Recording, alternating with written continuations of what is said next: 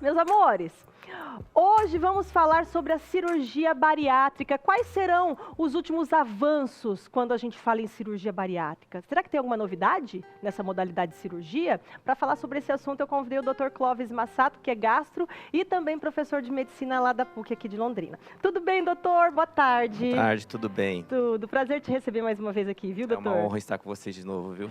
Doutor, cirurgia bariátrica para quem é indicado hoje? Porque antigamente mudou do que era antigamente ou não? Na verdade, não mudou muita coisa, né? A gente tem que ter toda uma avaliação, o nosso paciente ele tem que ter um acompanhamento previamente para que a gente consiga fazer essa indicação. De um modo geral, a gente vai fazer a indicação através de um índice que a gente chama de índice de massa corpórea, o IMC, né? Esse IMC, a gente faz um cálculo que é o peso dividido pela altura ao quadrado. Aí a gente vai ter um score, um determinado valor, e normalmente os pacientes que estão acima de 35 nesse score e com alguma doença concomitante, como diabetes mellitus, hipertensão arterial, hiperlipidemia, aí tem a indicação da cirurgia. Ou então, com esse IMC acima de 40, mesmo sem as comorbidades, já teria essa indicação. Só que, lógico, assim, a gente não se deve até a números, a gente tem que ver a condição do paciente, se ele deseja isso, se ele tem uma condição de tolerar um tratamento cirúrgico desse gênero. Então, é uma coisa um pouco mais complexa do que simplesmente fazer a cirurgia. Tem que pensar bem também antes de fazer, que é uma mudança de vida drástica, né, Exatamente. doutor? Qualquer cirurgia é uma mudança no seu corpo, né? Então, e muitas vezes ela é irreversível. Então, por causa disso mesmo, tem que ser muito bem pensada. Agora, doutor, a gente ouve falar muito da bypass e da sleeve. Sim. Tem alguma outra modalidade de cirurgia bariátrica? Então, agora a gente cada vez mais tem buscado técnicas menos invasivas. Então, a gente, junto com essas técnicas, a gente já tem um balão endoscópico, onde, através da endoscopia, a gente coloca um balão que insufla-se dentro do estômago e fica lá durante 6 meses ou 1 ano. Ele ajuda justamente a fazer uma perda de peso mais regular, mais controlada, e se tiver algum tipo de problema durante o seu uso, dá para a gente retirar. Então, é uma cirurgia que não é incapacitante. Então, a gente consegue ter um controle. Só que, por outro lado, a chance de reganho de peso após a retirada existe. Por isso que, muitas vezes, esse período é para justamente fazer um ajuste desses outros aspectos relacionados ao dia a dia. E não dá para ficar com esse balão para sempre? Não para sempre, assim, deu 6 meses, deu tempo de trocar, troca, põe outro, põe outro, põe mas, outro. na verdade, sim, tem que se dar um tempo para o estômago, né? Se você mantiver ele diretamente, você pode provocar lesões. Então, tem pacientes que às vezes utilizam durante um tempo, conseguem ter uma boa resposta, mas se tem reganho de peso, aí tem que se analisar o que aconteceu de errado. Tá, esse é o que faz pela endoscopia? Pela endoscopia. E a gente tem algumas outras mais recentes, onde dá para fazer mesmo sem endoscopia. Um mais recentemente lançado, onde a gente coloca um balão, a pessoa deglute o balão e através de um fio a gente consegue insuflar ele sem fazer a endoscopia. Calma, doutor, calma, calma lá. O que o doutor está falando, então, é um balão que a pessoa engole? Engole, exatamente. Lá no consultório? Exatamente. Aí, por algumas técnicas, a gente consegue localizar ela no estômago, faz essa insuflação, assim como a gente faria pela endoscopia. Infla lá. E daí depois, com 6 meses, a gente retira, né? E dura 6 meses? Mais ou menos. Daí descansa um pouquinho o organismo, o estômago, se quiser pode colocar de novo por mais 6 meses? Pode, é possível. A mulherada deve estar louca nisso daí, hein, doutor? Com certeza, né? Tem que seguir os mesmos critérios para bariátrica, bypass e sleeve ou não? Então, ela é um pouquinho mais permissiva, né? Só que sempre, quando a gente faz um procedimento desses, a gente tenta entender o porquê que o paciente tem a obesidade. Então, muitas vezes, por exemplo, se o paciente tiver um problema de tireoide, fizer um procedimento desses, corre o risco de colocar o balão e não perder peso. Entendi. E dá para o doutor...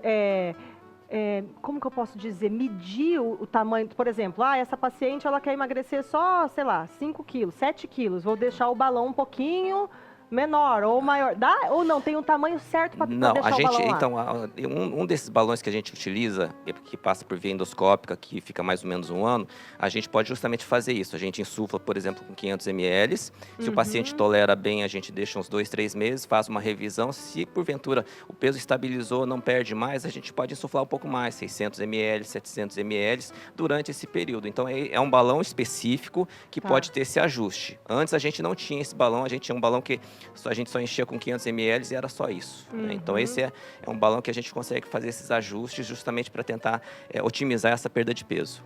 Doutor, vale aqui, eu acho, a gente falar sobre as alternativas que as pessoas têm além da cirurgia, né? Ah, com certeza, né? Então a gente tem sempre a cirurgia a gente sempre deixa por último mesmo, né? Então tem que se avaliar muito os aspectos de hábitos do nosso dia a dia, o quanto realmente a pessoa quer perder peso, quer emagrecer, o quanto realmente a questão da obesidade não está relacionada com algum tipo de carência que a pessoa tem, porque um dos grandes problemas que a gente vê nos pacientes que fazem cirurgia bariátrica é que tem algum distúrbio de ordem psiquiátrica ou psicológica, que depois que faz a cirurgia tem aquela perda de peso grande, só que daí acaba se apegando a algumas outras situações, por exemplo, ao álcool.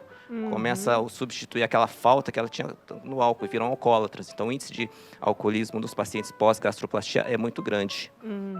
Olha só, gente, por isso tem que pensar, tem que ver o histórico lá, também índices de pacientes com depressão depois da bariátrica Também, porque né, realmente se apegaram tanto a isso como solução para os seus problemas, mas na comida, mas na verdade não era nada disso. Então continua sentindo aquele mesmo vazio de antes. Então pode ter emagrecido, mas a tristeza continua, a depressão se agrava. Então por isso que é muito importante se fazer um preparo psicológico para isso.